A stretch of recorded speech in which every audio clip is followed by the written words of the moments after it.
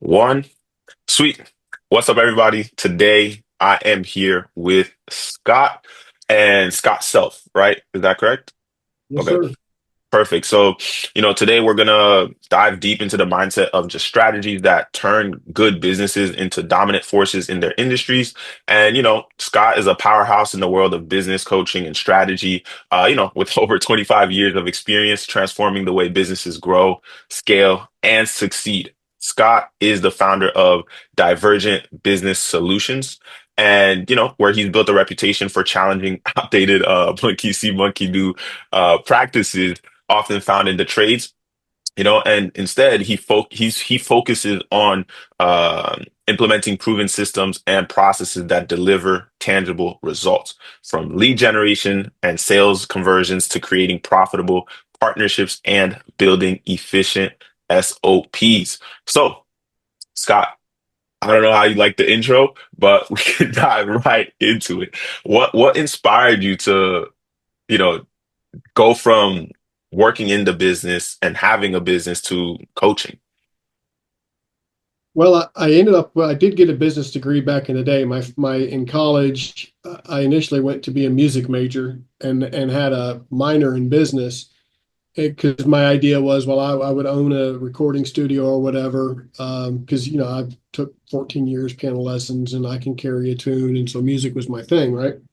But then I realized, yeah, I really don't want to teach. I really don't want to do anything in music. So then I focused on business. I've always been entrepreneurial. Um, like any other entrepreneur, so over the last 35 years or so, I've had businesses that, you start and you fail, you lose some, you learn something. So I guess you don't really fail. You close, but you learn. And a couple instances of that, had some partners, learned some things to do and not do in partnerships. And so anyway, in 2008, I the market was crashing. I was at the time, I was a sales engineer and design professional for a home theater company. We would sell here in Atlanta, 100, 200, $300,000 packages to people building multi-million dollar homes. But obviously, when the market went south, nobody's doing that. So I had to find something to do. And a buddy of mine was selling roofs and said, man, this is easy. And of course, all my construction background, I'm like, okay, well, I mean, I could do that. So I started doing that. And then in 2011, Allstate in particular was being a little cranky about their approvals. So I started figuring, well, how can I help my customers? So I learned several things about insurance policy and what I could do to help my customer, and also stumbled into the public adjusting world. So I started working with some public adjusters, being mostly a building consultant. I would do field inspections, reports, and estimates that they would then use to make the point to the insurance companies. And so I've kind of done that for the last, 16, 17 years, whatever the math is. And combine that with all my other construction experience. As 13-year-old, my dad ran a camp and I worked with the maintenance guys doing, I helped shingle my first roof at 13 years old, and, painting, drywalling, plumbing, fixing stuff that goes wrong on a campground when you got hundreds of people, messing stuff up on a daily basis, just being dumb, whatever. But and then really in the early 90s, before I got into the insurance game with roofing and that, I did a lot in the low voltage space and was in that for about 15 years with, alarm systems. So old, doing alarm systems back key switches before there was even numeric keypads. So a lot of electrical. And then back then, because we're integrating HVAC systems and electrical systems with lighting controls and automation and whatever. And then we also did a lot of central vac, which is very conducive to plumbing. You're using a lot of the same philosophies and theories. Now, plumbing's a little more difficult with anti-vacuum and some other things you got to do. But nonetheless, I've got 40 plus years of, construction experience. So being a building consultant, I started doing that. And then in 2016, as somebody who is in business and needing some funding and whatnot, I turned around and I got involved with, I started Divergent Business Solutions then and started helping business owners with business funding, equipment financing, even some real estate fix and flip stuff.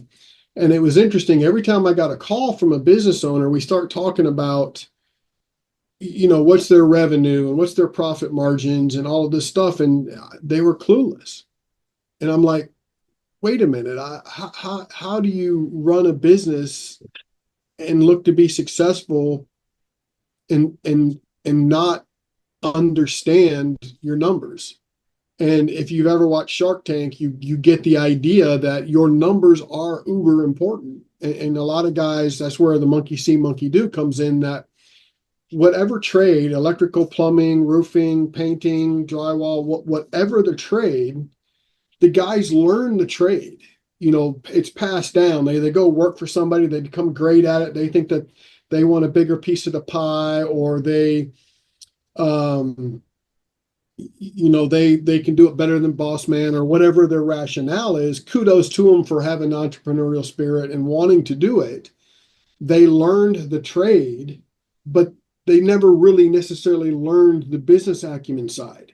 And that is also not necessarily their fault that they didn't learn it, but it's also that the guy who they learned the trade from maybe didn't know it himself, Right. or herself, depending. So I learned then that, as well, my business degree, I knew most of this. And again, I learned a lot of lessons the hard way. Because but what you learn in books isn't always what's in real life. Um, so then I started, here I was coaching these guys for free, and so and then in 2020 with the pandemic and everything, building my building consulting slowed down a little bit because of the whole dynamic with closures and just things Right. kind of slowing way down.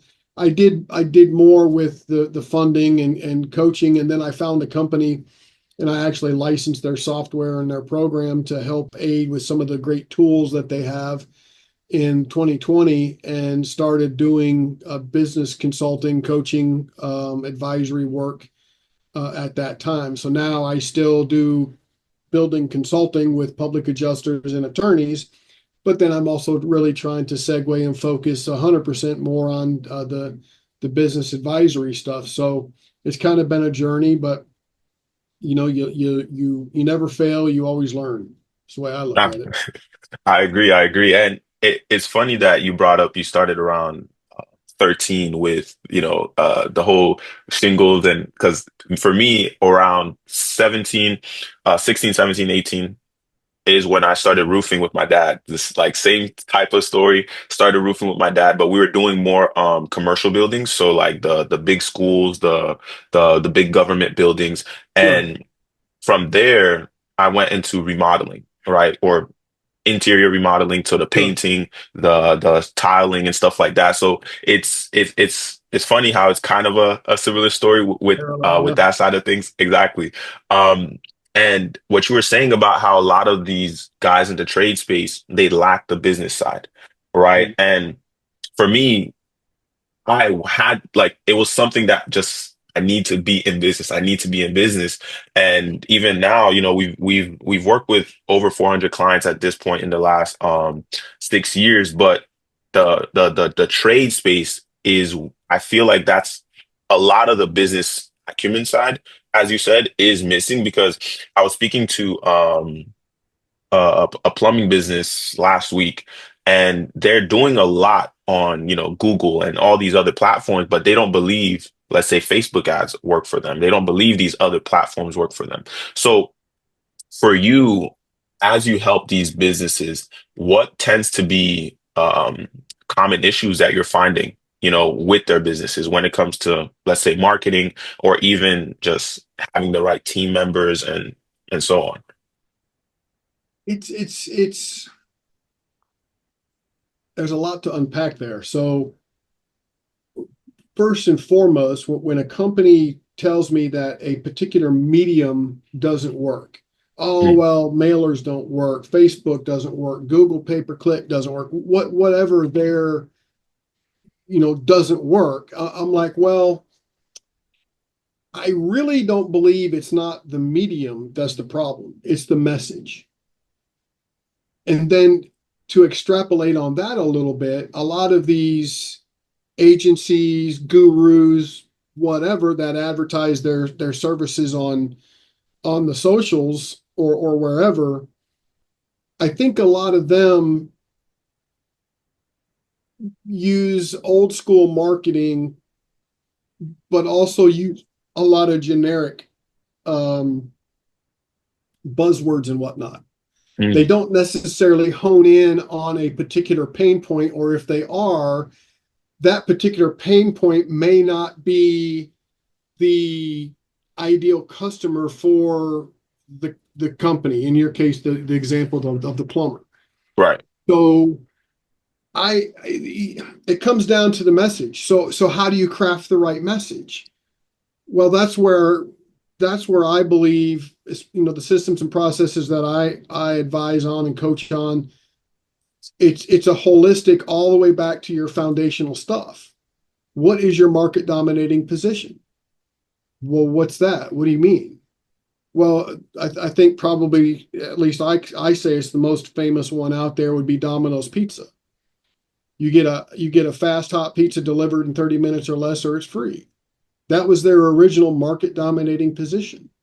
They didn't say that it was the best ingredients. They didn't say it was the best pizza. They just said that they're going to get you a hot pizza in 30 minutes, and if they don't, it's free. Right.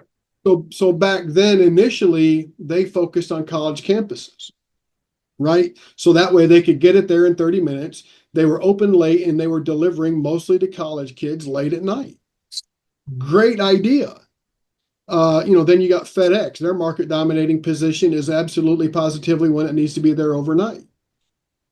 That says in a sentence what they're all about. So I think it goes back to, with the trade contractors and the lack of business acumen, somebody like me says stuff that they don't agree with, but they just don't know what they don't know. And I think there's some limiting belief that creeps in there, that who's this dude from left field? Even though I got 40 years, construction experience, I know what the deal is. Their position is, well, who am I to be telling them that they should do Facebook and they need to do it XYZ way, when marketing company is being very vanilla about their approach? It doesn't square. And I Right. think that creates maybe a little confusion. It probably triggers some of that limiting belief, some things along that line. But I always tell people, I says, when it comes to marketing, you need to enter the conversation taking place in your prospect's head, right? You need to then we got what we call the conversion equation. You need to interrupt their thinking. They have a problem that they don't want, and they're looking for a solution that they don't have. So how do you interrupt that thinking? And then the next step is you need to engage them. You need to educate them. And then you have to have some form of a compelling offer, or we like to call it an ethical bribe. So if we convert to, your roofing experience, my roofing experience, a lot of that is done via door knocking. Great. Go do some guerrilla marketing. That's all good. But that is tactical marketing. A lot of stuff has to happen in a strategic space these days, Right. because statistics are, and I think it was in a TED talk, or maybe it was Tony Robbins or Grant Cardone, one of these guys that's out there, had said that when it comes to contractors, 85% or 83% of customers don't trust contractors. Why is that? Well, the media, although in some respects biased in my opinion, they will crucify the contractor who messes up. But there's plenty of guys out there that are trying to do right. So I Right. think that the media kind of creates in some respects an unfair bias, because there's so many more dudes that are out there trying to do right than you have the schmoes that are doing people wrong. But let's admit, and across all trades, across all business verticals, there's the schmoes out there that are just doing wrong. The overwhelming number of folks are trying to do right, make a living for themselves, have a company, and pay some people so that they can have a living for their families, blah, blah, blah. But at the end of the day, what it boils down to is when you knock that door and somebody says yes, that's what we call a buy now buyer, which is generally 1 to 3% of the buyers, right? And then you're on to the next door, the next door, the next door, and at the course end of the day, you've hit 100 doors. You might have 1 to 3 people signed up. And now that again, you want to extrapolate that over larger numbers to 1 to 3%. If you hit 100 doors, you might get 10, depending on your sales ability, blah blah blah, and Right. whether there's damage, so on and so forth. But we'll stick with the average of 1 to 3. So what do you do as contractor A? What do you do with that other 97 and 99%? Well, contractor B is going to come along and nibble at that because that's contractor B's 1 to 3%, right? So how does contractor A and then contractor B all the way down the line, who are all getting that 1 to 3% as they knock the door, how do they follow up? Right. How do they educate that buyer? How do they get them along what I call the buyer's journey? Because it takes 5 to 12 points of contact generally for somebody to decide to buy. So this is where that interrupt, engage, educate, compelling offer comes in. The systems and processes we put into place is a drip campaign, but I would have some kind of a flyer or a door hanger that, again, enters the conversation taking place in their head. It engages them, and then it educates them. So I would have a flyer or door hanger with a QR code on it. We come up with something catchy, maybe, 10 things a roofing contractor doesn't want you to know, hopes you doesn't ask, and hope you doesn't never find out.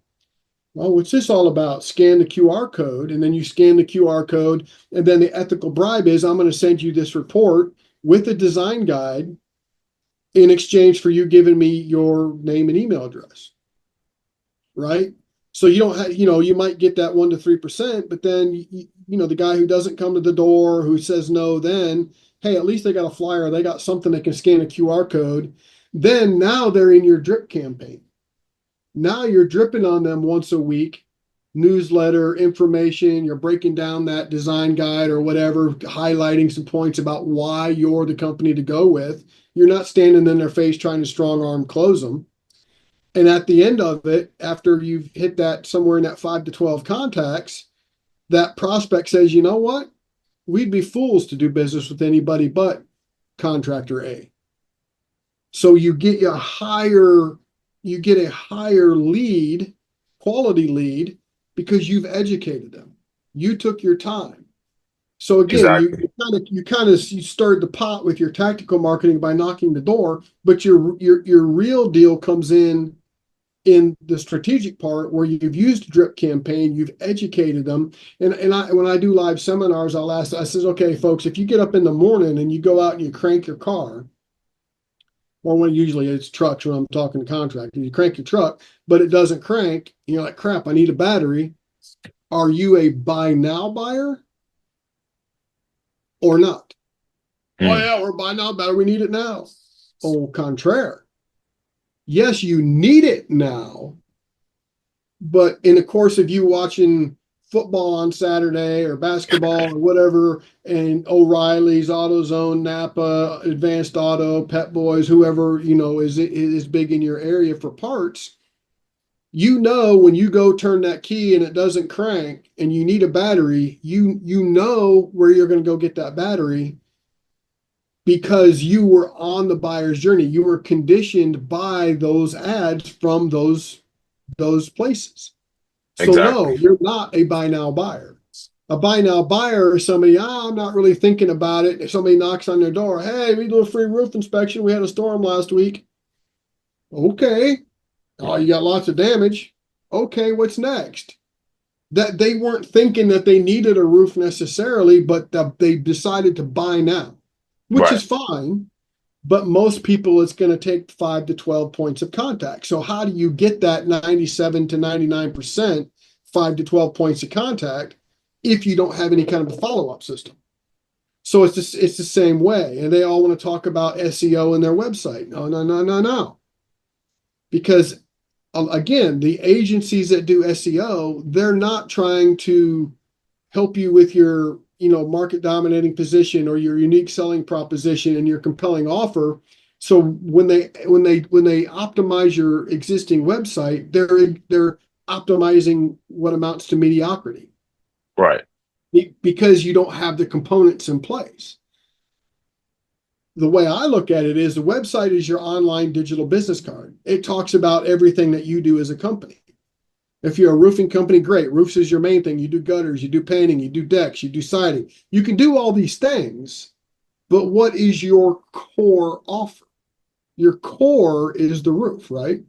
Well, in that case, I would have a specific landing page with that interrupt that enters the conversation that they're having in their mind, something that further engages them, some bullet points that educates them and says, hey, you know what? We can educate you more. We can give you this offer if you give us your name and your email address from a landing page, and then optimize that landing page. Once they've used the landing page to opt in, redirect to the website so they have a fuller idea of the biography of the company. Right. So it's kind of a broader approach than what a lot of these guys do. They go in and they're trying to be super surgical about some things, which isn't all bad. But if you don't have the broader pieces all together, being surgical misses the point. When you're trying to Right. be surgical to get to the point, if you don't have it all together, you're getting to the point that may not be the right point, if that makes sense. It does. And I think there's a lot to unpack there that you brought up, especially with the touch points and kind of you're leaving small seeds in their heads, right? And a lot of what we do is helping automate the lead gen systems, the sales systems, the remarketing, the retargeting, the email campaigns, etc. And what a lot of people don't realize, and Google did a study on this, right? Where it takes about 7 hours for someone to trust your business, right? 7 hours of research, 7 hours of looking you up, finding you on social media, finding you on a website, finding a blog article, whatever they might find about you. Once they consume about 7 hours of, content from you, from your business, from your social medias, they trust you more, right? Whether it's case studies they're looking at, whether it's past projects, client testimonials, or anything they find out about you that they dive into. And what a lot of business owners tend to miss out on, in my opinion, is they just want to focus on the upfront. Oh, they don't want to buy now. Okay, next. They don't want to buy now. Okay, next person, next house, next lead, right? But if let's say you set up some sort of marketing campaign, right? Email campaign, and even with global remarketing, and global remarketing is basically, let's say I wanted to buy this highlighter, but I saw it on Instagram and I didn't want to buy it yet, but now I see the same highlighter on YouTube. Oh, now I see the same highlighter on TikTok. Oh, now I see it on Google. So that's another way of that business staying top of mind, staying in your foresight, or staying in the back of your head, right? It's like, hey, we know you want this highlighter, you clicked on it, but we're not going to push you, but you're going to see us everywhere you look. Right. And as you mentioned, the QR codes and the door hangers, these are a lot of, tactical things that people don't seem to think about. And, a lot of times you're not going to think about it, right? Because you're door knocking, you're running door to door, you're moving door to door. And again, that Or goes that goes back to the lack of business acumen. They know how to nail the shingle straight. They know how to knock the door and make the pitch. They know what they're looking for when they do the inspection. But it's the business side that they don't know or have never been taught. And then that's where I have a $10 million a year business. I do all right. Okay, well, you could be $10 million a year business. I met with the guy a couple weeks ago, does 5 million a year, but he's got less than a 3% net profit margin. Excuse me, what? And as I asked questions and as we got into it, his biggest problem is what I call misunderstood pricing. He didn't know how to account for his cost of goods, and then he didn't know how to mark it up to get the profit margin that he needed. So he was selling where he thought he needed to, but he was actually selling substantially less than where he needed to. And obviously from that point, it all rolls downhill. So again, it's the business acumen. And then we could go down the whole 1099 versus W-2 route, and why do they prefer 1099? I mean, there's all kinds of things that all fall back on the lack of business acumen. 100%. Climb a roof. They can nail the shingle straight. They can tell the story about, why the insurance will pay for this, or why this is the best shingle for them, or they know all of that, but they don't understand their P&L. They don't understand that when they hire the lead agency or the lead broker, that maybe you're just paying for a tire kicker, or maybe you're paying for a prospect that doesn't fit your ideal customer avatar. Um, and again, that gets into some limiting belief too, because I worked with a sunroom company out of Dallas. We increased their prices. Well, why would you do that? Well, you increase their prices. People do not buy based on price. They are. I have so many haters and keyboard warriors coming out of the woodwork when I say that. Contractors are too busy fighting each other to the bottom of the barrel on price. But part of the reason is they don't have an MDP, a market dominating position to stand on. And if they do, they don't know how to articulate it. The only time people buy on price is if they have nothing else to consider. So if you increase the price and you bring a value proposition and you bring the outcome that they expect, they will pay more. I mean, how many times do you walk into a T-Mobile, AT&T, Verizon, or any one of the mobile phone stores? You can buy an iPhone, you can buy a Samsung Galaxy phone, LG, Motorola, or any of the other knockoffs. Which one sells the most? iPhone or Galaxy, right? Yep. Well, if the phone companies were competing on price, why would the Galaxy and the iPhone be the two biggest sellers? Expected outcome, value. Yep. Same thing. If you got a Lambo sitting there, you got a Mercedes sitting there, or you got a Kia sitting there. Why do people buy the Lambo?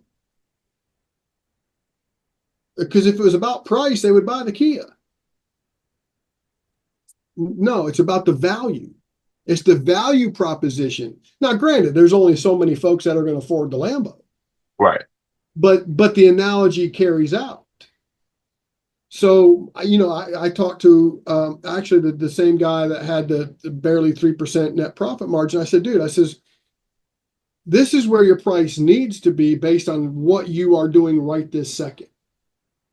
I said, why not increase prices 10% and then give every homeowner free gutters? Hmm. Now you just added more value to your offer. And that way, you buy a roof from me, you're going to get free gutters, every house. And then you turn around and you upsell them gutter covers. Now you're upselling. And then you go to your gutter guy, because you're probably not bending them on site. You go to your gutter guy and say, listen, I want a discount from you because every house I do, you're going to be doing gutters on.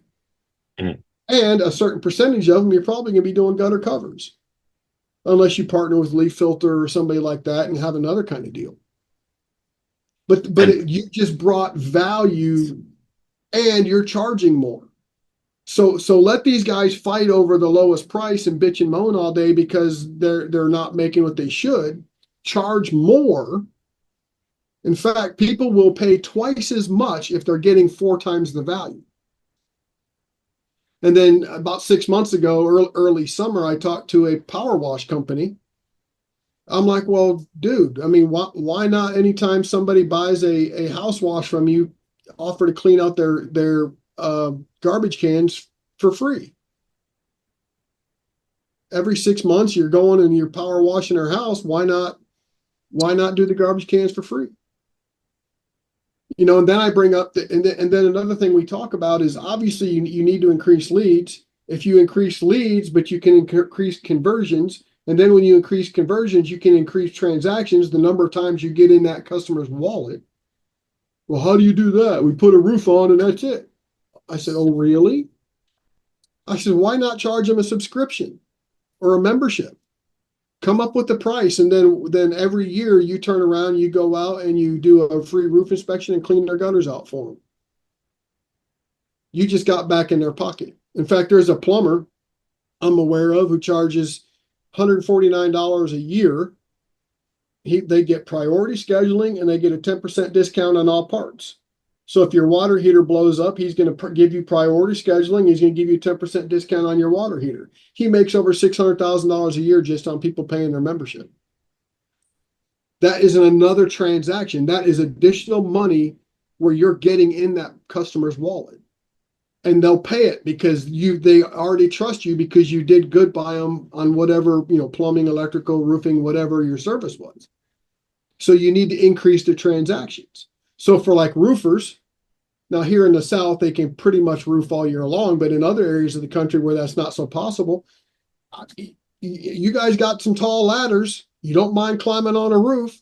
So when roofing slows down in the fall and winter, why not do holiday decorations?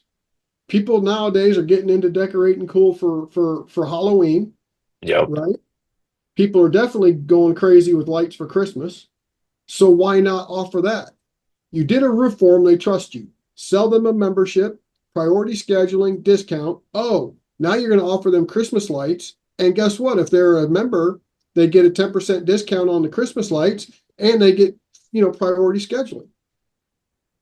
And then you just start thinking of other things that you can do that are low cost or no cost for you, but have an intrinsic value perception to the customer. So it's about adding transactions to the pot too. And then if you start understanding, this all compounds on top of each other. Kind of like if the old question, do you want $1 million now or do you want a penny a day for 30 days? They don't understand that a penny a day for 30 days is over $5 million. So it's the same thing. If you started the year with 100 leads and I can tell you that I'm going to get you a 10% increase, well, guess what? Next year or we'll say 100 a month. Well, so month one, you got 100. Month two, you got 110. But then if I teach you some things with SOPs, sales, and some other things that increase your conversions 10%. So now instead of 10 sales, you're getting 11 because now you're getting 10% more on 110 leads that already went up because of the higher leads. Now, if Exactly. you're increasing conversions, or I'm sorry, transactions, the number of times you're getting in the prospect's wallet, that all compounds. So, I've actually got what we call our profit acceleration simulator. If you're $1 million business with a 50% gross profit margin and a 10% net profit margin, I can take the 12 main areas of your business, tweak it by 1.4%, meaning a 1.4% increase in all 12 of those areas, and I can double your profit. And guys are just flabbergasted that that's even possible. But again, they don't understand compounding. They don't understand the business side of it. And I think that's where a lot of well, I've got a $10 million business and I'm good. And, and then I humble them. I'm like, well, dude, listen, you can have a $10 million business, but revenue feeds your ego. Profits feed your family. So you can be a $10 million business all you want. But like the guy I talked to last week who had less than a 3% net profit margin, a $10 million business at less than 3%, he's not even making $300,000 a year. I'm like, dude, why? Why all the headache I mean, the whole idea is for you to sit back, work on your business, take the family on a 2-week European vacation while your employees are running the business. And Exactly. at the way you've got it set up, that'll never happen. And again, it's lack of the business acumen. And and I think, obviously I'm writing down and highlighting the some of the points you're bringing up. That way we can kind of expand on them a little bit more for the viewers. And a lot of what you were speaking on in terms of the offers, in terms of add different ways of adding value.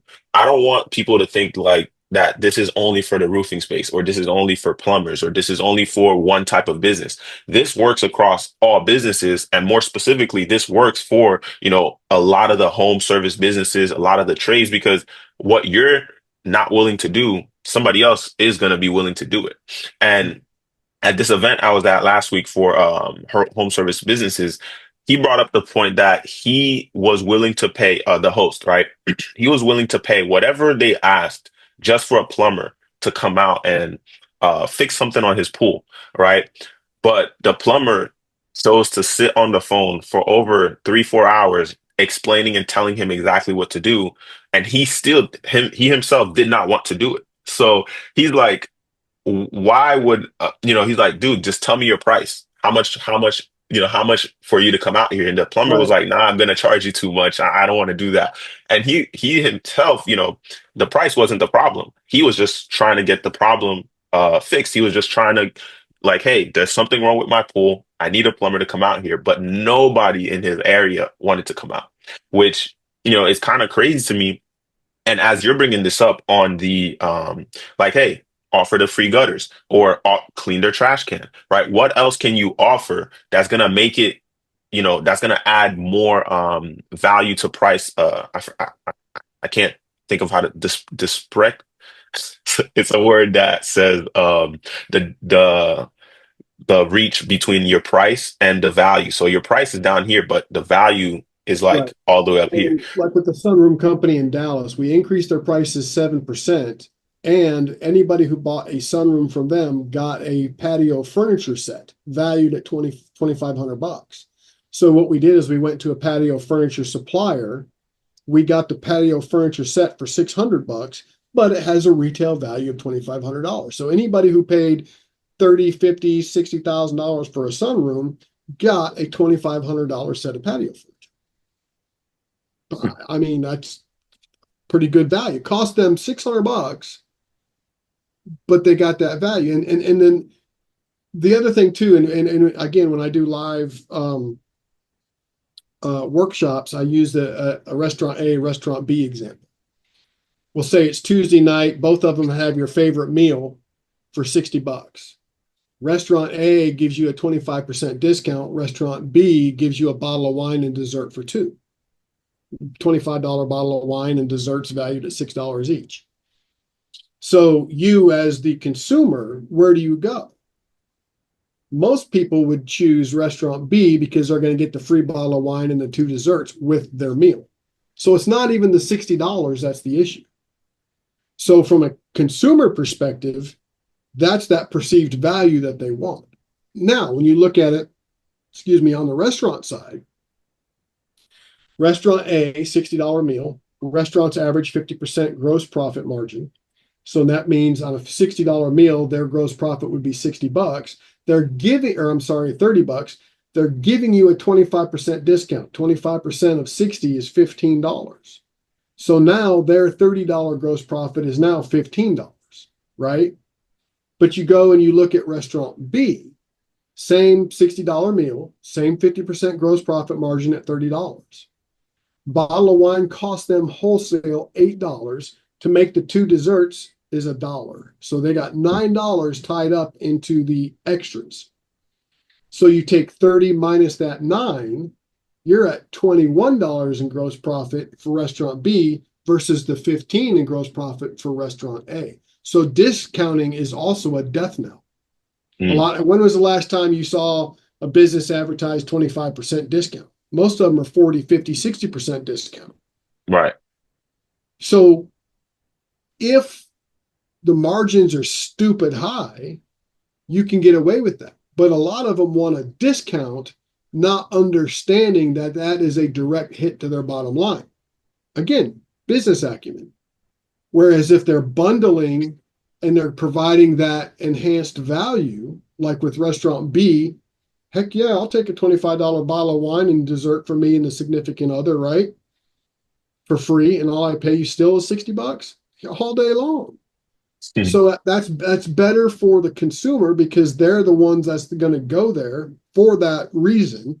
And it's better for the restaurant because their cost is less than what it would have been to discount.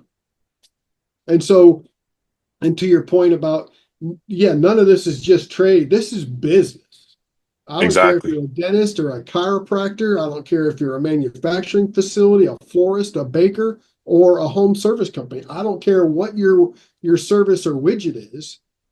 Sure, some of the percentages of average gross profit, net profit, things that like that nature do vary across Right. those sectors, but the systems and processes are essentially the same.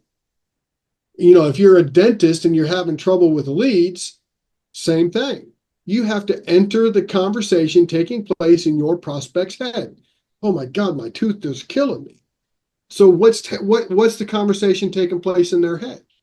There's something Hmm. about their tooth, or needing teeth cleaning, or needing implants, or whatever might be the particular pain point that dentist specializes in.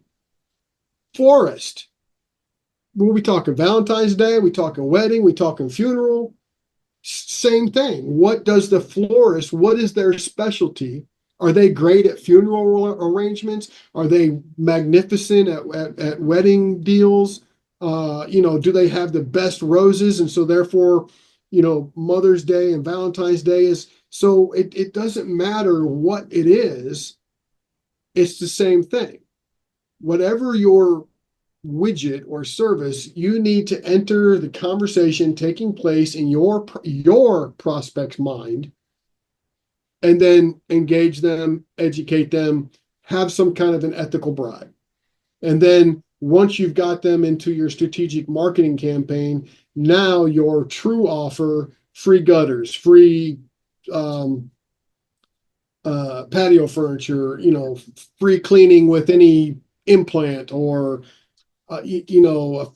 free X-rays with any adjustment, whatever for a chiropractor. I mean, there's so many ways you can go depending on what your specialty is. So to your point, business is business. It doesn't matter what the widget or the service is. 100%. And a lot of times too, it's not just about, hey, just giving something away for free. It has to be something for free that makes sense. And a lot of times you need to understand how it's going to translate to your marketing, how it's going to translate to your advertising, right? Because now if I'm offering, let's say, for example, like for us, we'll give you a free website if you don't have a website, right? But that's kind of us helping you get your foot in the door in the marketing space. And then from there, like, oh, you don't have a CRM. Why not? You guys are doing, 100K, 500K, $1 million a year, but you're still tracking everything on pen and paper, which is great that you can do that. But imagine having a CRM, being able to constantly stay in touch with your prospects, right? Because somebody that doesn't want to buy today, they might buy a week from now, they might buy 6 months from now, they might buy next year, and that's still, as you're saying, you've been leaving those breadcrumbs in their head, like, oh, I need a roof. Oh, I need a new kitchen. Oh, I need a new basement. Oh, I want to remodel my entire basement because now I want to have a game room, or now I want to have X, Y, and Z, and so when it comes to, adding more value to your offer or increasing your pricing, it's not just like, hey, I want to charge double now. Well, if you're charging double, what makes it worth it for them to want to pay double when somebody else in their ear is like, hey, we can do it for cheaper? Well, they're talking, oh, we could do it for cheaper. You're saying, look, this is our price, but we're also doing this for you. We're also going to do this for you. We're also going to do this for you. So kind of, just for the viewers, kind of expand a little bit more on creating better offers and adding more value to your offers, and how that can translate to your marketing and how that can translate to your advertising when you're, whether it's on Google, whether it's on Facebook. Because right now in this day and age, in my opinion, the platform doesn't really matter because they're all getting good, right? TikTok is getting good. Facebook is the top right now in terms of data. Like they can just pinpoint your ideal character, but TikTok is right behind them. Then you also have Google, you have YouTube. So all the platforms work, but it's, even direct mail nowadays it's making a comeback because people, they delete emails, but when it comes to mail, they're stopping, they're reading them. Okay, well, do I need this? Do I not? Right? Can I throw this away or not? So how does, you know, how would someone go about creating an, amazing offer, right? And then how can they translate that, whether it's online marketing or whether it's physical, like direct mail, etc.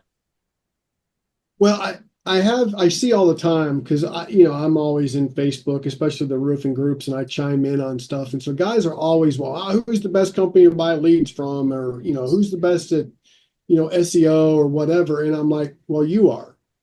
Well, no, I don't want to do it.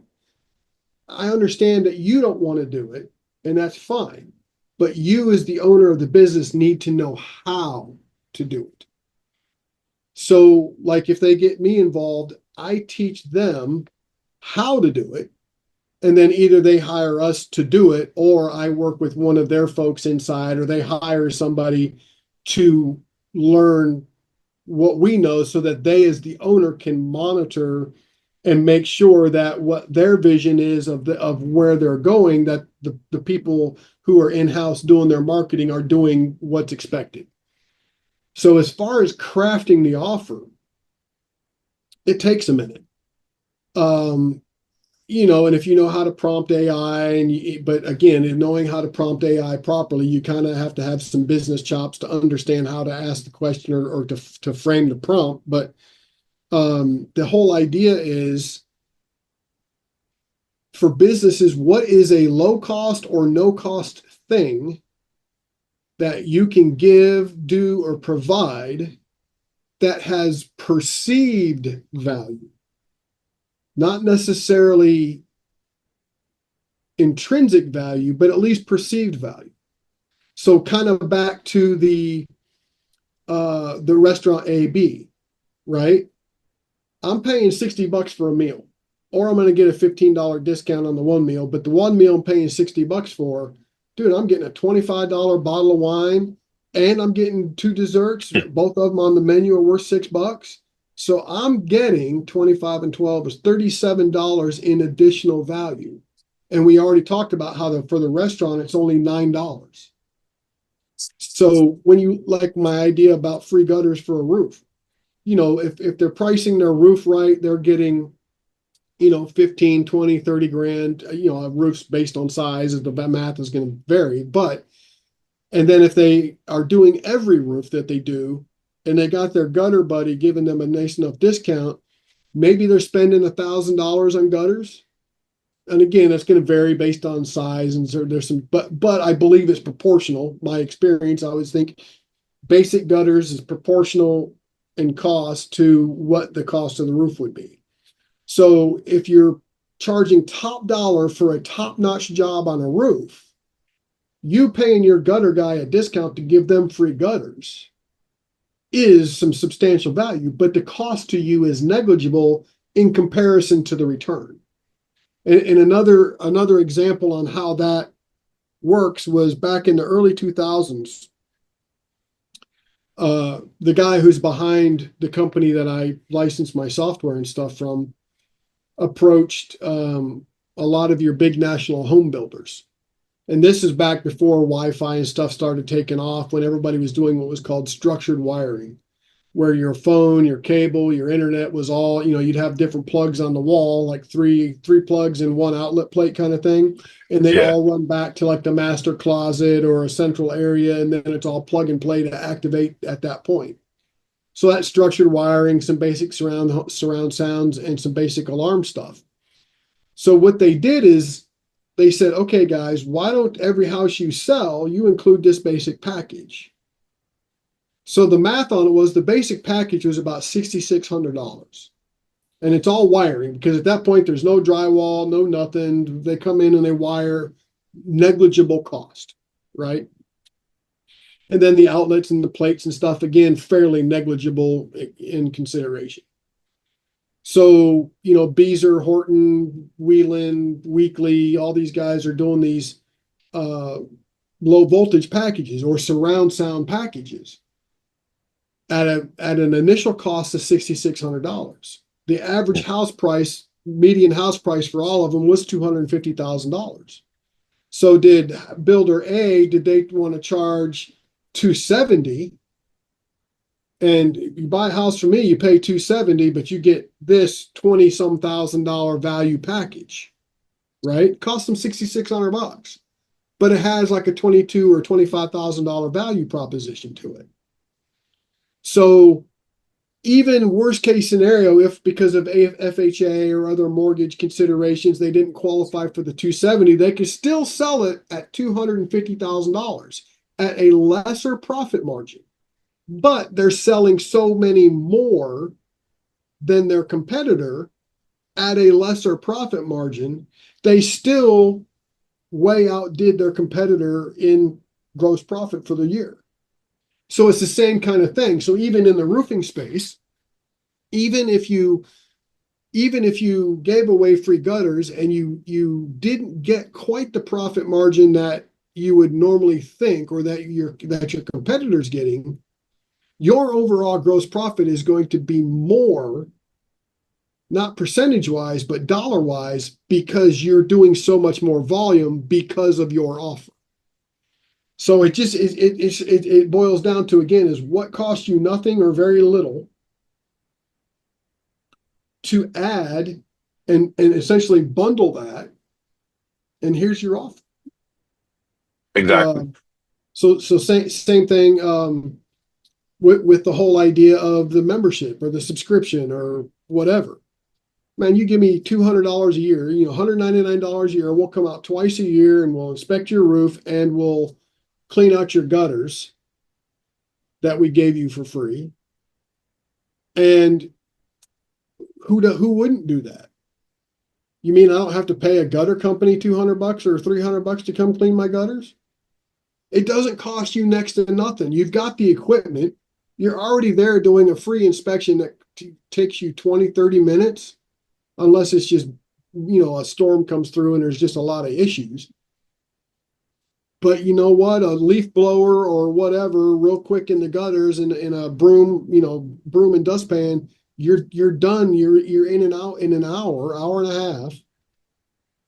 Why wouldn't they? And And then and keep it. then they refer you. And if you're smart about it, make them a joint venture partner. A lot of these guys will give $100 or $500. Dude, bump that.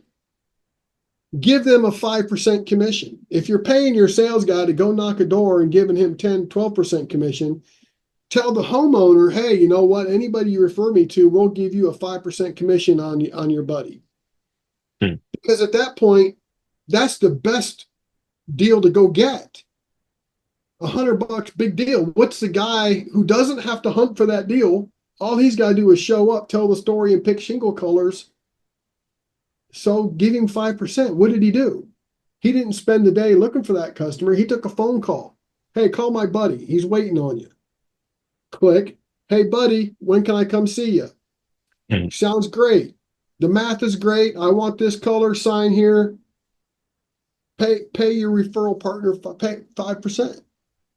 And again, that's limited belief thinking that these guys don't understand how they're thinking, oh my God, I can't afford to give them, more than $100 or $500.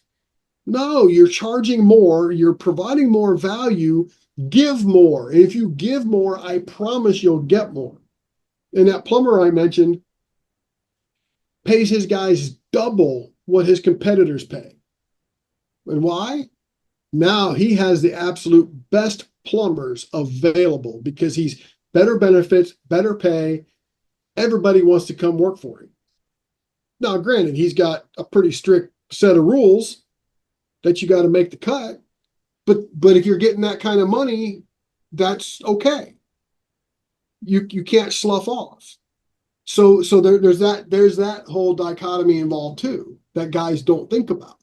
And again, we can get back into the W-2 versus 1099 and how all that ultimately works. But again, it's limited belief thinking that when somebody like me comes along and says these things, they don't have any business acumen to base that on. All they know is what they know, and they don't know what they don't know. And because they don't know what I'm talking about, they immediately go into keyboard warrior hater mode because they're a successful business because Right. they do X amount of revenue a year. Dude, I don't care what your revenue is. Private equity doesn't care what your revenue is. I had a guy the other day, oh, I do 10 million a year, but my EBITDA is 2.8 million. Dude, you're using the word wrong. You don't understand. because your EBITDA includes all of your assets. That's not a gross profit. That's not a revenue number. EBITDA is for valuation purposes, which includes all of your assets. So if you're saying you have 2.8 million in EBITDA, I believe that's probably kind of low. Trucks, equipment, dump trailers, blah, blah, blah, all the stuff, right? Because that ain't cheap stuff. But if that's his gross profit, okay, he's a little low, but that makes sense. And if he's thinking that's net profit, I would question him and his accountant just because of the averages and the way things work. So, and that's the other thing too. They don't account for their COGS properly. So these go, oh, I'm doing insurance work and I make a 40 to 60% gross profit margin. But they pay 10, 50, 50 commission structure. I'm like, no, you don't. It's because they're not including that commission above the line like you would in your general accepted accounting practices. And so that when you start looking at a proper P&L construction and how the math is supposed to work, they're lucky if they're at 22%. But because somebody along the line, monkey see, monkey do, taught them contractor math and a simple way to do things, Right. what they believe is gospel truth. Now, there's ways to make it work, but that doesn't tell the real story. So if private equity does come along and they are looking at your business, I promise you, private equity dudes, they know their numbers. They know their math because they're not going to buy your company if they didn't. So Right. when they start looking at stuff like that, if all that's not in order, they're not going to buy you, regardless of how much revenue you have. So and that's where I get kind of frustrated, especially with the hard-headed trade guys, the monkey see, monkey do guys. But business is a science in reality. It's not just being a good electrician or a good roofer, painter, drywaller, chiropractor, dentist, florist, baker, whatever. All that's great. We need all that. But if you don't understand the business side of it, basically you got a successful hobby and you're working your butt. You basically start a job for yourself, which isn't the goal. If you're going to start a business, the idea is I have a business that I own, that I oversee and administer, but I can go do other businesses or go vacation or do whatever because I have a business that is running based on established systems and processes that are business sound, not just a process of how to execute a sales agreement or how to get a job into production or how to do post-production checkups or some of these other smaller processes within the larger scope of things. How are you judging your metrics to make sure that those processes are doing what they need to be doing to be efficient? And another key thing you brought up was is once you're in, especially with customers, and once you're in the door, and once they've paid the first time, they're more likely to pay again. They're more likely to work with you again. And so Correct. this is where having the upsells or adjacent offers come into play, especially what you brought on with the referrals. Like incentivizing someone to bring, like everyone's like, hey, do you know an extra three people? Do you know like great, you can do that to get referrals. But when you're incentivizing somebody to give you referrals, now it changes the game. And now you can, I think there's four different types of ways to get leads, which is, the cold outreach, cold calling, etc., the advertising and marketing, having your employees get you clients, and then referral partners. So when you're incentivizing people to go out there and bring you clients, now that's yeah, you're kind of paying them like, hey, we'll pay you $500 for every three referrals, or we'll pay you 500, we'll pay you 1,000 because as long as, same thing with the price to value, it's how much is it costing you to get someone who will work with you, right? And they may not bring you that referral tomorrow,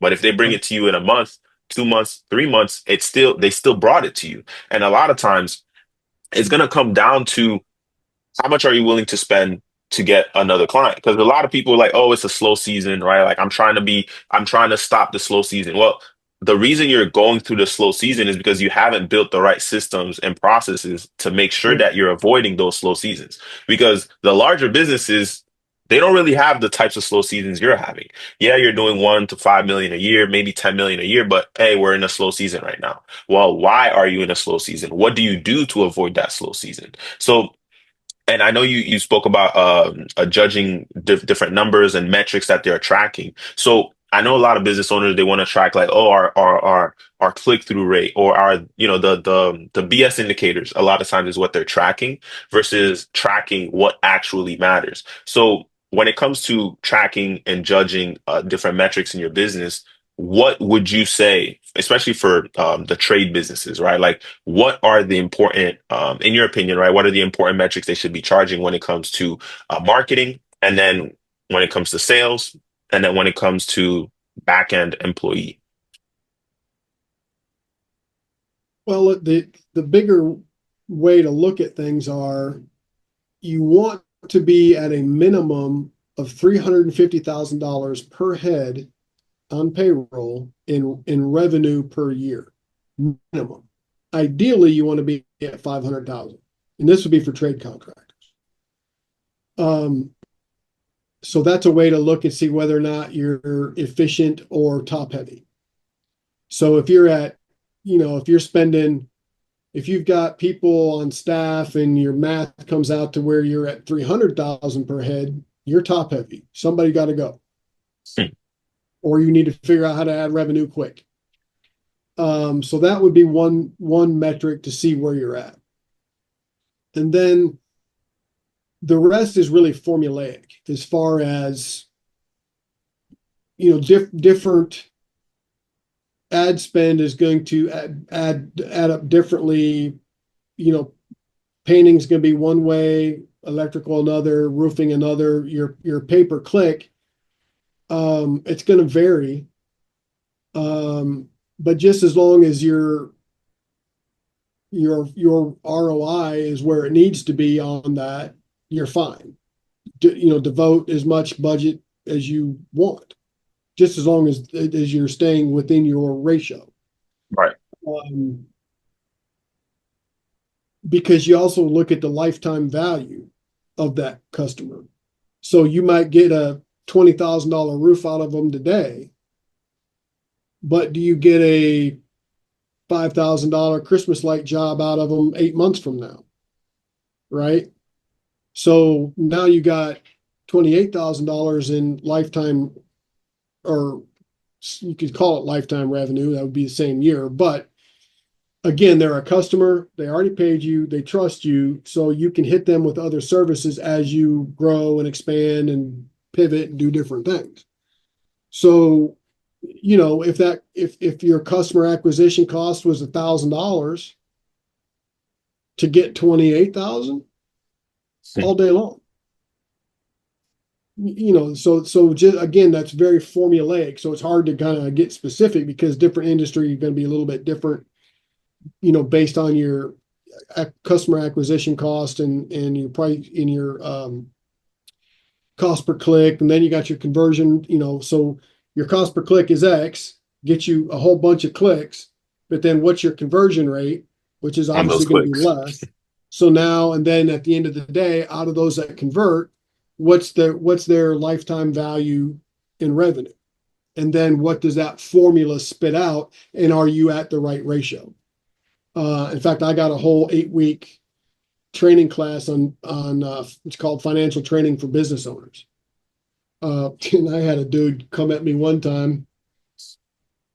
Well, you're not talking about this, that, and the other thing, and he mentioned triple net and net, and I'm like, please, dude, show me any, I mean, any P&L on the planet that mentions net.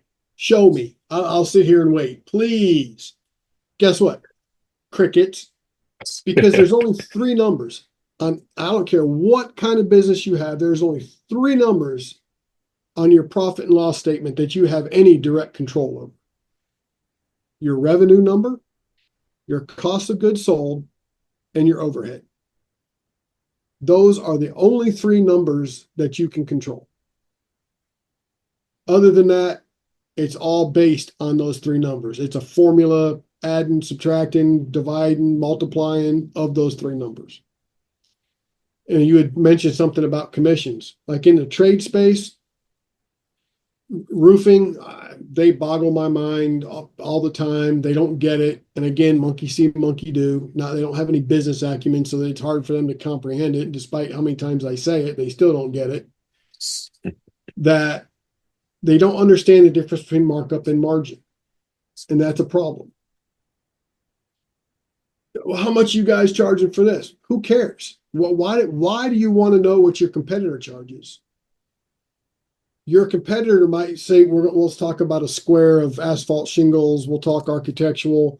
So here in the Atlanta area, all in between materials, labor, dumpster, they're at about 380 a square. So how much? So if your cost is 380 a square, how much do you charge? They want to ask each other. Maybe you're asking a guy who's got a lot of buying power, so his cost, excuse me, per square is cheaper, both labor and materials. Maybe he's only at 300 a square.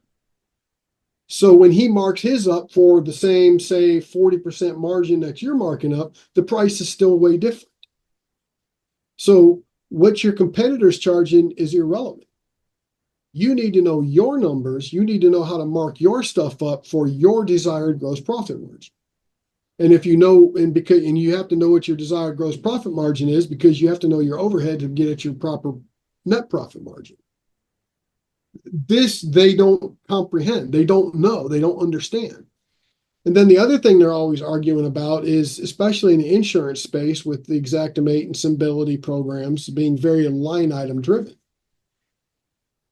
Well, the adjuster says we don't know for that line item, or we don't know for supervisory hours. We don't know for overhead and profit. And I'm like, yeah, well, when you go to Walmart and buy that apple pie from the bakery, does it have apples listed out? Does it have a cup of sugar? Does it have brown sugar? Does it have cinnamon? Does it have, yeast and all, whatever else goes in? No.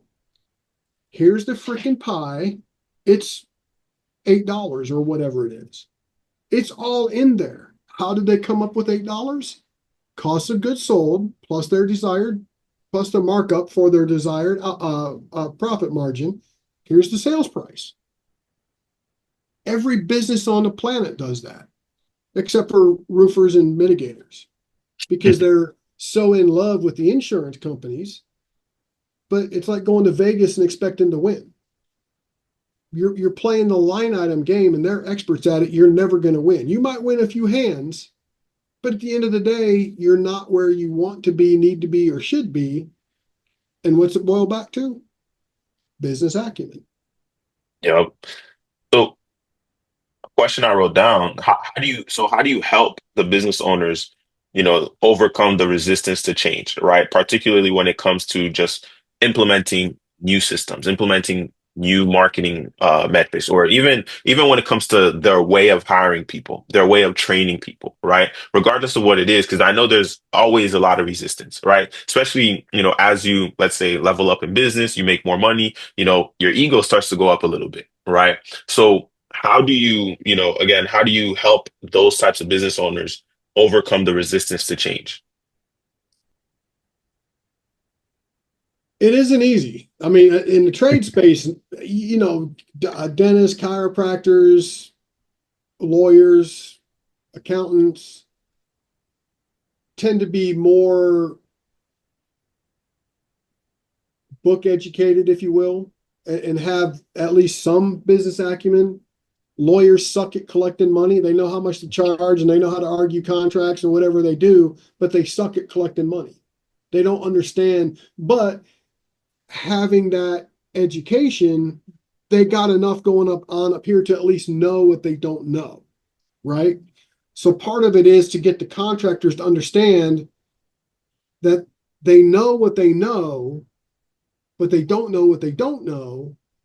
So somebody like me knows what they don't know, and we work together. So with the software and stuff that I have, I can show them real time where they're at, And if we make these incremental changes where they could be, it's data driven.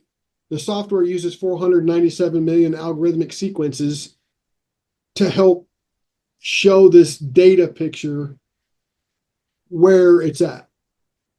Some of them are just closed-minded, and I've learned you can't argue with a closed-minded person.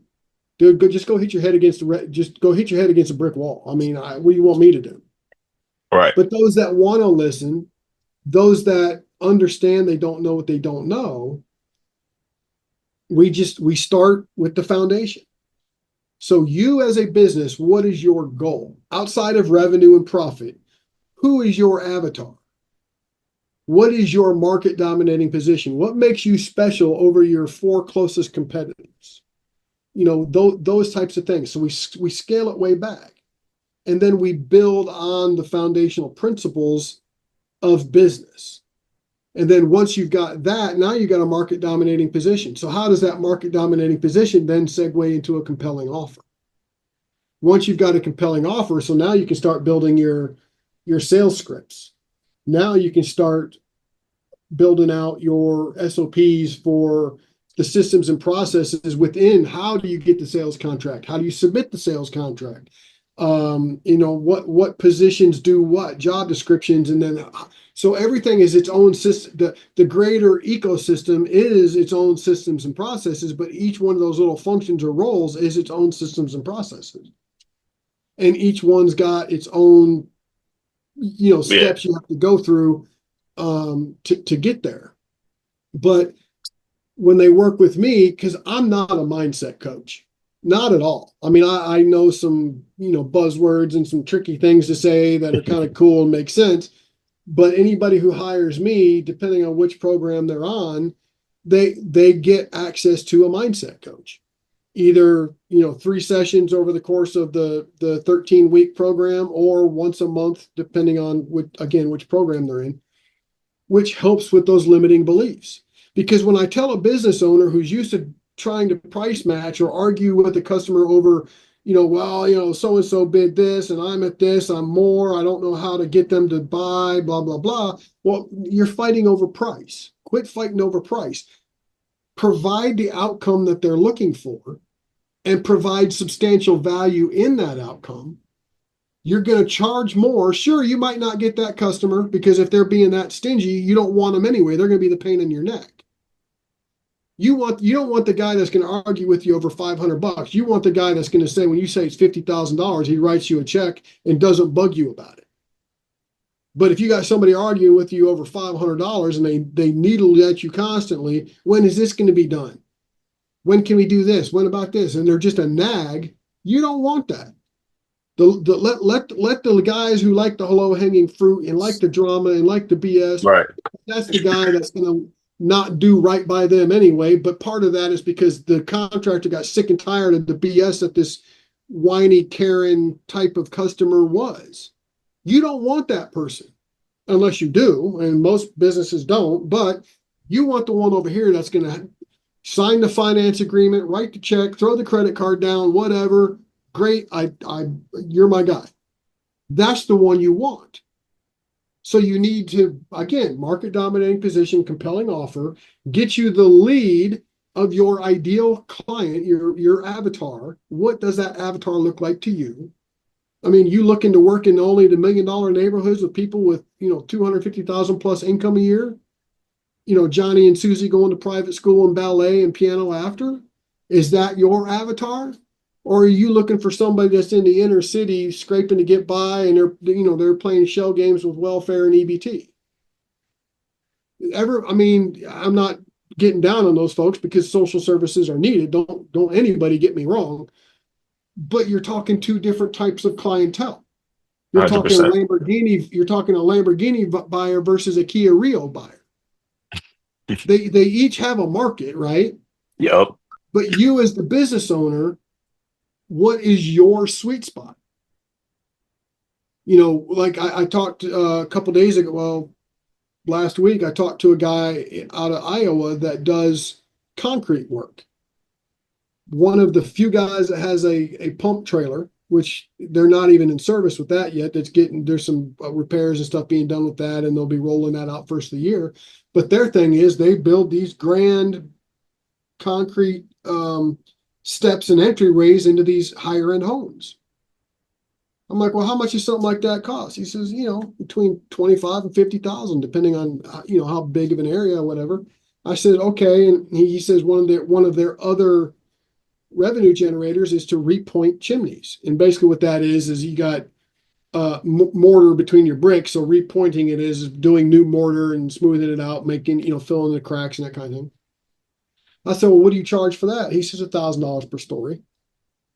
I said, so a 2-story house, for the most part, unless they got a daylight basement and the chimneys out the back, you're at $2,000 to repoint. He said, yeah. I said, and you're at $25,000 to $50,000 to put in a staircase, one of these grand new steps up into their house at the front. He says, yeah. I said, well, why not anybody who buys a new entry from you on that $25,000 to $50,000, give them a 50% discount on repointing their chimney. Your guys are already on site. All the equipment's already there. Basically, it's a time commitment for them just to turn around, mix up some extra mortar, and go repoint the chimney. He said, that's a great idea. So there you go.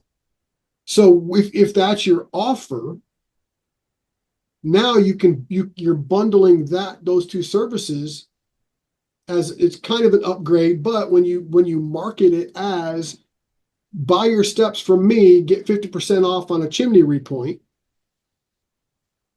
Not everybody has a chimney, but of everybody who has a chimney, who doesn't want to at least entertain that? So, Exactly. so now you've entered the conversation taking place in their mind. Hey, dear, we need new steps. Yeah, we need some work on the chimney too. Yeah, that's the conversation taking place in their mind. He's not going to sell a $25,000 to $50,000 set of steps to somebody who's content with having a porch made out of treated lumber. That's not his customer. That's not his avatar. So it all kind of goes back to that. But that's why you have to start the foundational stuff. So these guys that learn to go knock doors and sell roofing or whatever, they don't have any foundational basis for where their company is, why their company is. Why their company is, well, they wanted a bigger piece of the pie. Okay, great. It's great that you've got that entrepreneurial spirit and that you want the bigger piece of the pie, but there's still some business foundational things that you're going to need in order to have a business that has any longevity. So again, it goes back to that foundation. So, and mindset's a big one, because when I start saying charge more for X, their eyes get real big and they start to get a little bit, I'm already having trouble charging what I'm charging and getting paid. Well, and Exactly. the other thing too is be contractors, especially in the roofing and water mitigation space. Quit trying to be insurance experts. Be a contractor. Well, people want help with the insurance. I'm like, why? So there's attorneys and public adjusters, just referring. I said, you're a contractor. Go fix what's broke. Here's my invoice. Get paid. Keep it moving. Why do you care where your customer gets the money to pay you? Maybe it's cash in a mattress. Maybe they're going to call the bank and get a HELOC. Maybe they can write a check. Maybe they got American Express Platinum card and they'll just give you a credit card. Maybe it is an insurance claim. Why do you care? You're a contractor. Fix what's broke and keep it moving. And I use the analogy with heating and air guys and electricians. Lightning fries electrical panels. Lightning fries an HVAC system. When was the last time you ever heard of an electrician or a heating and air guy arguing with an insurance company over you owe me overhead and profit or supervisory hours or this line item or that line item? They don't. They go out and say, yep, lightning blew up your panel. It's X amount of dollars. Here's my invoice. We take credit card, check, cash. I don't care. Here's my invoice. They don't say, call your insurance and file a claim. We'll argue with them. They're electricians. They're not insurance experts. Be a contractor. Let the insurance experts be insurance experts. And especially the way things are going in the insurance space, they need to learn that sooner than later. And I'm willing to bet in the next 3 to 5 years, you're going to see insurance companies clamp down so hard on roofing contractors and water losses, they're going to have a retail model. Mm. So they go sell their service like anybody else in the retail space. And if it is an insurance claim, who cares? It's up to the homeowner. And if you've networked with insurance professionals and you can refer them to a good insurance attorney or a public adjuster, then so be it if they need that kind of help. But you're the contractor. Be a contractor. So I agree. I agree. And you you brought up the an important point, especially like right now, I'm speaking to they do home renovation for high-end homes, right? So any project above 100K is their preferred. They don't like to do anything under that. So I guess the specific question for them, and this ties into the avatar, the MDP, right? The crafting a compelling offer, right? So for them going into the market, and because they've been in business for 30 years, right? But no CRM, everything on Excel sheets, everything on pen and paper, which is great, like it's awesome that you've been able to do that. But now, it's his son who's working on scaling everything. So I guess a question for them would be along the lines of, as they're now starting to mark, and everything's been referrals. So that's okay. So that's one point before we even get into that. So what I'm finding as well is a lot of these guys, and I tend to work with the ones that are between 100K to a million a year. And then sometimes I do some that are, under 10 million. So why do you think so many home service businesses, construction businesses, why do you think so many are stuck on like, hey, we get a lot of business from referrals. We don't need that. We don't need paid advertising. We don't need X, Y, and Z. Like we just get so many referrals. Why do you think so many of them are stuck on that? resistance to change, limiting belief. And Mm, when they start telling me stuff like that, I'm like, okay, well, do you know what Pabst Blue Ribbon beer is? mm, Well, I heard of it. Okay, so why aren't they the leader? Whoa. Well, back in the early 80s, the beer companies that were smart, the two that's come to mind the quickest, what did they do? Instead of just regular beer, they moved into the light beer, mm. right? But the old school ones, Pabst, some of the others, they went by the wayside because they didn't pivot. So at some point, sure, you might think that referrals is everything, but times are changing. That trust isn't there anymore. Sales guy used to be about the sales guy would sell himself and hope to have a good product and company behind him.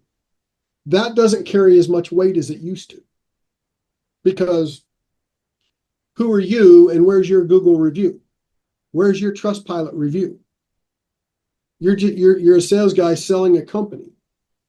So referrals are still good, but if that is your sole reliance, I think you become stagnant. I don't know that you're capitalizing on the growth potential. And at some point, you're just going to have an expensive hobby where you're just kind of taking a cruise in the pontoon boat on the lake on a Sunday afternoon versus, strapping on some skis, getting behind the speedboat, for lack of a better analogy. Right. Um, so I guess it depends on their business goal.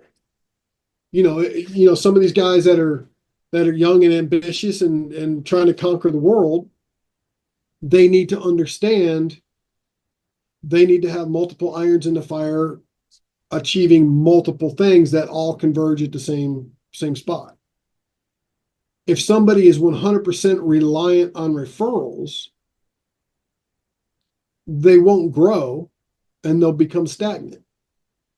And then and then ultimately they're likely, I don't have any data to back this up, it's just kind of a thought. At some point they're going to get tired of being stagnant. They're doing okay. The grandkids are good, they're good, house paid for, whatever. It's something for them to do, but it gets boring because it's stagnant.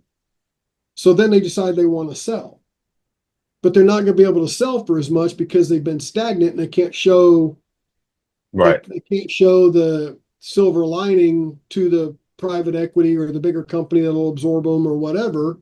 So they end up taking less just to get out. Um, but if you're moving and shaking and you're showing some good upward, okay, PE might want to gobble you up.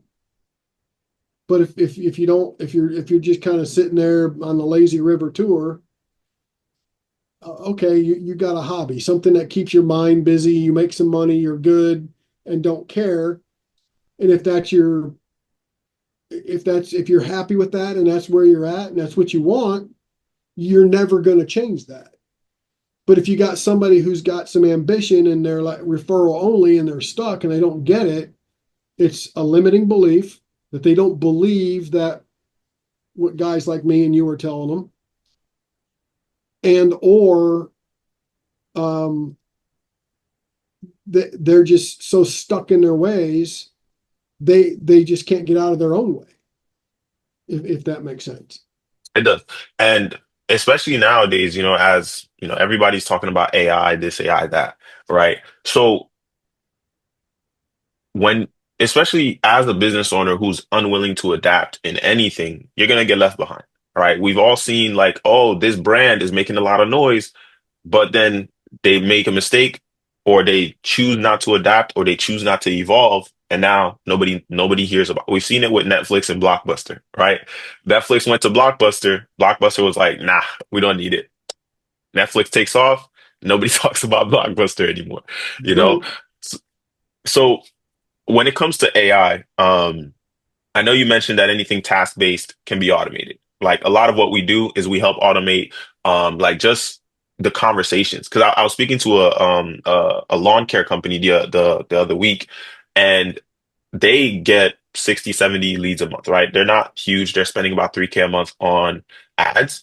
But he's like, dude, we're only able to take about 30% of the calls, right? Like they get a lot, but they're only because he's like, we're busy all the time. We don't have time to get back to every lead. And I'm just like, so you're just leaving money on the table, right? And it's the same thing with like, think about how many missed calls you have per month, right? So a lot of what we do is we put AI in place that's automatically having those conversations with people, automatically qualifying them and booking them in for you so that you and your team can focus on what matters. So where do you see AI evolving in this space, in the construction space, in the home service space over the next, just let's say 2 years? Because I know 10 years, we don't know what could happen in 10 years, but for the next 2 years, where do you see things heading? I'm not as up on like the call stuff as like what you just explained, although I know it's there and see a lot of stuff. And I've been recommending, and I should probably keep my mouth shut and do it myself, but Go High Level can be customized very Mm, detailed, and it's got a lot of those AI tools available for call handling and chat botting and things of that nature. But when I say that anything that is task driven can be, can you hear me? Are you still there? can you hear me? I can hear you, but your picture is frozen. Can you hear me? I'm gonna pause the recording. Two. All right. I think we should be back. I paused it, but we got everything fixed, guys. So I think you were on because I know you mentioned go high level. That's something like, we're experts in, like we use it for like it's crazy what you're able to do if you know what to do, right? Like Yeah. it's crazy. Well, And we the reason I really like that, obviously outside of the AI stuff, is not only do you have your data bucket for CRM purposes, you can have unlimited landing pages and drip campaigns and all of that, which makes for your marketing in-house. Yep. You don't need constant contact. You don't need the agency. You don't need, I mean, and again, that's why I said I think I probably run my mouth a little too much. I should probably become a go high level guy or something, but whatever. But anyway, so I think from that perspective, go high level is great. But when I say that AI, that you can automate anything that's task driven, if we relate that to some things that I've kind of been dabbling with in the roofing space, um, and having such a solid claim background, working with a lot of attorneys and public adjusters on the building consulting side that I do, imagine having AI run your intake process, and the prospect says, yeah, maybe you got some outbound stuff that says, hey, a storm hit your area 2 days ago. They opt in, yeah, this and that, we'd be interested in seeing you. As soon as they acknowledge that they want to set an appointment, not only does AI put them on your booking calendar, blah, blah, blah, but you could have a trigger that says, okay, bot. Now, this is a little program that runs either Right. on the cloud or on the machine. There's ways to do that. And there's a couple different programming languages to do that and people that do it. But where I'm going with this is once that trigger is hit, you could then have the bot go to a weather service like Hail Trace, log in, put that address that somebody just entered in, pull the storm reports for that address, have them uploaded in that person's file so you know whether or not there's a legitimate storm date and whether you should even file a claim. That's one thing that day. And at this point, you haven't even said the first word, human, human. The AI, because it's task driven, took the incoming or sent out the uh, marketing, whatever. Hey, you had a storm. Would you like us to look? Whatever that message is. They opt in. AI says, okay, they opted in. Would you like to get on our calendar? Sure. AI just put them on the calendar. AI says, okay, they've now booked. Let's make sure we've got a legit storm date. So now they can go out to the storm service. Again, I use Hail Trace as an example, but there's several that the bot can actually log into, pull down that report, shows up in your email box. The next day you come in and you're like, yeah, we got a legit storm date. Hmm. It could be a viable claim all day long. Now all we need to make sure is that the damage exists. And then that's human intervention, a few minutes. The human goes out and does the inspection and whatever. They click a box. Yep, we're good to go. So now you can also, again, a task. You can have the bot go to, say, Eagle View or Roofer or one of these other sources where you can get satellite roof measurements. It logs in by address and it pulls that report, shows up in your email. So again, with the exception of very little human intervention at that point, you've had AI do all these task-driven things. So I see AI being used a lot in that capacity. And AI, because it's 24/7, it's perfect. And it can execute multiple things and so quickly that the cost of an AI bot or even two outweighs can take the place of I think it's 4 or 5 human employees. 100%. Now that means that you're retraining those employees or you're deploying them into different areas or things of that nature, or you're just reducing overhead, whatever that looks like in your business. But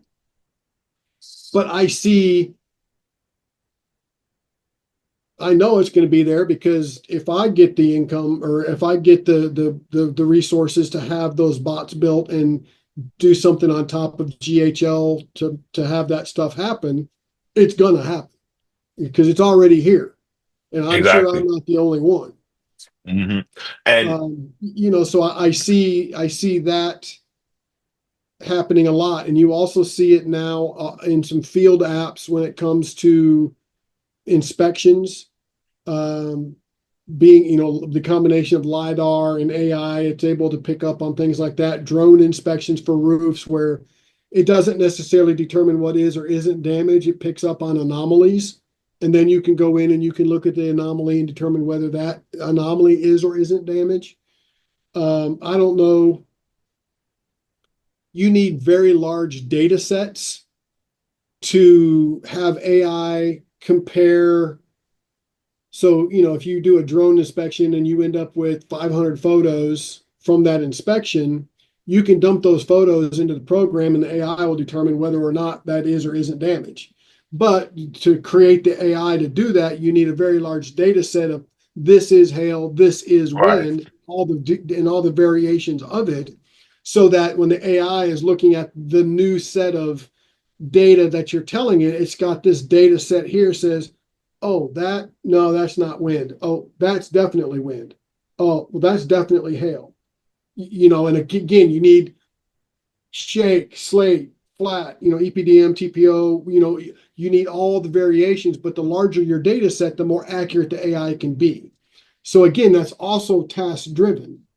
And the other thing I think for public adjusters, especially with AI, is the ability to compare um, estimates. So the insurance company, adjuster who was bagging groceries last week and now has got a tape measure and a camera and they've made him an adjuster who doesn't know anything. He puts an estimate together of whatever, 20 line items. And the contractor, the public adjuster, whatever, they're saying, well, we got 200 line items or whatever. So when you get the email from the insurance company, AI can then say compare that estimate from the insurance company to the estimate that you prepared and do a report of the differences. So you don't have to spend the manual man hours doing a manual comparison. AI can do that comparison for you. So I think at least certainly in the insurance roofing mitigation space, that's a big place where AI is going to come to fruition. But in HVAC, electrical, plumbing, painting, drywall, again, not as familiar over the last several years with a lot of the processes inside of those that makes things more efficient. But again, if it's task driven, an AI bot can do it. It can be taught to do it. And then the larger the data set, the more the AI bot can do. Yep. And the reason I kind of brought that up is because like you mentioned with high level, like it's if you're some someone said this in an interview I was listening to recently, where it's like we're moving to the age where if you can conceive it up here, you're gonna be able to build it. Whereas before you would probably need investors, this and this and this to build some crazy thing. But now we're moving to a point where it's like, hey, if you can come up with something up here and there's gonna be a way to build it for less and you're probably going to be able to license it, et cetera. Like for us right now, we're working on a content agent, which is basically it replaces you, right? Like not only is it going to source all the data on across YouTube, TikTok, Instagram, ads, figure out what's working, what's not working, then it's going to spit back out like, hey, this is what's the best for your industry, for your ideal avatar, for these types of ads. And then we have the phase two where it's creating it on your behalf, right? Where it's leveraging different animations, it's leveraging different infographic type of content. And then it's also leveraging, forget what they're called, where it's an animated version of you Yeah. that's creating that content. So it's also something we're putting together for the, let's say, the lazy business owners that don't want to create content, that don't want their face out there, that like, hey, I don't have time to create content, right? Right. And it's funny because it integrates with all these, it integrates with high level, it integrates with all these different platforms as well. And it's funny that you mentioned that, like, yeah, the task side of things where you would need a virtual assistant, where you would need a person to come in, look at this, do this, look at this, do this, look at this, do this. You don't have to keep training that person. You don't have to keep telling that person what to do. They can't say, oh, I'm sick today, I can't show up, right? Where the AI is able to do it 24/7. And, you're paying what, a monthly subscription for it, or you're paying a yearly subscription for it. Yeah, there's a couple models out there. You can pay, several $1,000s to have a coder uh, create the bot and then Mm, deploy it, and then you own the bot, and it's press play and it just does what it's done, and you got your coder there in case you got some kind of snag. But then there's other services out there that you pay a monthly fee to have somebody create the bot, maintain the bot, keep training the bot, manage the data sets, things. So there's a couple different models out there as to how to go about that. But yeah, I think I don't think AI is going to outright replace jobs per se, other than your rudimentary task-based stuff now. So if you're just a very task-driven employee, you yeah, might be in trouble because with the bot, it's strictly logic. And there is some learning that they can do, and depending on obviously Elon's getting into all this crazy right. neural link stuff where it's learning and things of that nature, and that's when you talk 10 years down the road type stuff. But as things are now, and in the next 2-3 years, the task based stuff is going to be probably 90+% done via some kind of triggered automation, AI workflow process, because it is a definite task and repeatable task. And now, again, the human intervention is the bot's going to make sure you got that email from the roof measurement or the storm report or whatever. You're going to have to look at that and then upload it. You're going to have a little bit of interaction there. And I'm sure at some point that can all be done even via automation. There's just probably some coding to get it in the right bucket kind of thing. I'm sure all that happens, but yeah, the human side of it, I don't think ever goes away, but the human side of things need to develop into more touchy feely than task based, because task based is going to go away. I agree. And I forget who said this, but it's not that AI is going to replace people. It's the people who are choosing not to leverage it, or people that are choosing not to use it. They're the Yep. ones who are going to get replaced. And same with businesses. It's the businesses that are avoiding it, or the ones that are scared of it, or don't trust it, that don't want to use it. I'm not saying all of them, right? Like, we're always going to need concrete. You're always going to need a house builder. You're always going to need these businesses.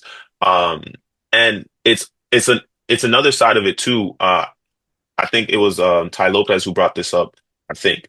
And it was there's a switch that's going to happen where it's like in recent years, nobody wanted to do the trades. Nobody wanted to do the trades. Everybody's trying to make money online. Everybody's trying to do online businesses where it's going to flip to where like, hey, there's going to be a lot of demand for the trades because nobody wants to do them. And that's also going to lead to prices going up. And, where it's like a specialized plumber charging for this thing, let's say they're charging 200, 300, $500 for something where now because they're specialists compared to nobody else wanting to do it, they can easily charge double because nobody else is willing to do it. So what do you think, to kind of, I know we've been going on for almost 2 hours now, but to kind of close this off, like, how do you think that's going to happen? Where like there's fewer people that want to do trade, and how in the next 5, 10 years where there's going to be more demand for people to do trades. Yeah, I mean, again, you still need that hands-on. Somebody has to build it. You're even seeing with your you've got your 3D printers that do stuff. They're testing 3D printers to print house footprints. So, okay, somebody still needs to dig the footer and get the footer formed, but then they come in and they print with like a concrete pump truck or whatever, and then the technology, and it Right. kind of maps through the footprint of the house. Somebody still has to monitor that so it doesn't go AWOL. So I think those people are going to be kind of like what old school car mechanics have become. So back in the day, your car had a carburetor. Not anymore. So the guys that were fixing cars with carburetors had to learn how to fix fuel injection systems and deal with all the computerized stuff, sensors and this and that that's going on in cars these days. So I think when it comes to the trades, it's a very similar thing. You got the old school guys that have been doing, laying brick or painting, drywalling, and this is how they've been doing it. You might have machines in some way, shape, or form that are doing it now, but they're going to have the know-how. Hey, the machine's starting to mess up. We need to go get it back on track. They need to be able to get it back on track too.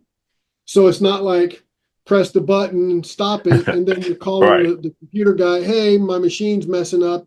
Computer guy, come fix it.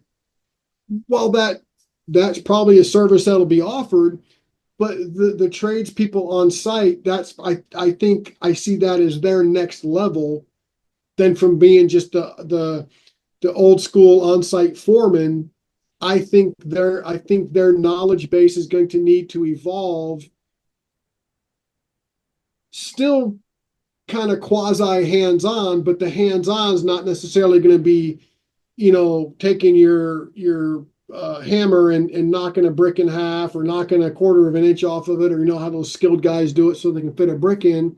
I don't think it's going to be so much of that. I think it's going to be more handling and dealing with the technology side of what's being implemented and tested to help make that better. So all of the stuff is designed to make things better, quicker, more durable, all these other Right. things.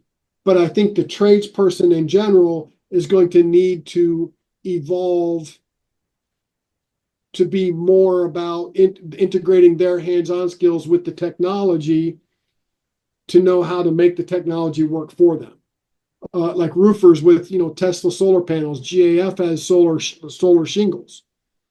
It's not like you're just nailing a shingle up there anymore. It's a whole process that you have to understand how to get the shingle up there, tie it into all the battery and the electrical system that makes it all work. So not only are you just not nailing shingles now, you're evolving your skill set to deal with the technology side of what's coming in that regard. So I think there's going to be other trades. You'll start to see some of those types of developments where technology is on one hand, the hands-on trade is another. The old school hands-on guys are going to get left behind unless they start adapting the way the old school mechanics did from being, well, this is a carburetor 440 to whatever the new engine is that's all run by an emission system, fuel injection, computerized, sensor this, sensor that, mostly electronic and electrical, and they have to have a good understanding of the electrical mechanical blend, where back then it was just the mechanical side of things. Right. And I think that trades are going to be in the same boat here in the next few years. Okay. Well, you guys heard it from Scott. It was I don't awesome have a crystal having you. ball. That's just a good guess. It was awesome having you. So, where can the people find you and how can you help them? Well, my website, I'm actually in the process of rebranding. So here, shortly after the first of the year, it'll be Elysium Business Advisory. So what I'm doing is I'm taking Divergent Business Solutions, since I have multiple things I do under that moniker, Mhm. and I'm kind of spinning off and rebranding just the coaching, consulting, advisory side as Elysium Business Advisors. But for now, everything is still under my website, divergentbizsolutions.net. And And they can download my book. If they want another book, they can email me. And I got 4 books I've written that are all business related. There's a where they can email me direct business questions, ask the expert kind of type of thing. We've got our free marketing evaluators. We talk about the offer, the interrupt, the engage, educate, and offer.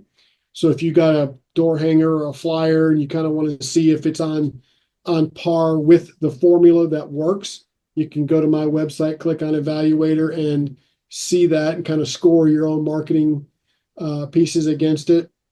And then our simulator, which is the big software, the 497 million algorithms. But the simulator, you can go in, put in some basic numbers, your gross profit, net profit, and then you can play with the sliding scale to see what areas of your business would need to be tweaked and at what percentage, and it'll show you kind of what the outcome would be as far as what incremental increase in profits, things of that. So there's a bunch of free tools available as well. And obviously, if they want a one-on-one call with me to delve into things, then they can schedule that way too. Perfect. Perfect. So I'm also going to drop this information down in the description for you guys as well. So where you can find them and where you can reach them. So yeah, any last words for actually last words for the beginners that are going from zero, that are just starting out, some words for the ones that are hanging around 6 figures a year, and then some words for the ones that are hanging around 7 million, or not 7 million, but 7 figures. What do you got? If they're just, I understand sometimes money is an issue when you're just beginning, but if you're just beginning, find a mentor who will either do it for nothing and make sure they've got some business acumen, because telling you how to nail a shingle straight or how to plumb better or whatever, that should be a given if that's your trade. Find somebody who's had a successful business and they understand business. If you're kind of in the mid range, somebody like me that you're going to pay for one of my programs will literally, depending on how long you've been in business, it doesn't matter, but we'll go back and we'll look at the foundational stuff and we'll start plugging that foundational stuff in so that you can get to where you want to go. And if you're in the, 7 to 10 million range and you're thinking you might want to do a PE exit or, sell or whatever, I work with a couple of business brokers who do refer me clients, and most of them can't help you because most of you think you want to sell and that you're ready to sell, but you're not. So they refer them to me to work on those things to get ready to sell. And then now the broker can actually get a commission for selling because you're a sellable business, but they also make more. You're going to get a higher multiple because your business has got more of the stuff and things in order that the larger companies or private equity firms that are buying home service companies want to see. So that's kind of your different buckets. But acknowledge that you don't know what you don't know and get help from somewhere to fill in the I don't know what I don't know. Because we all know what we know. It's what we don't know that tends to bite us in the butt.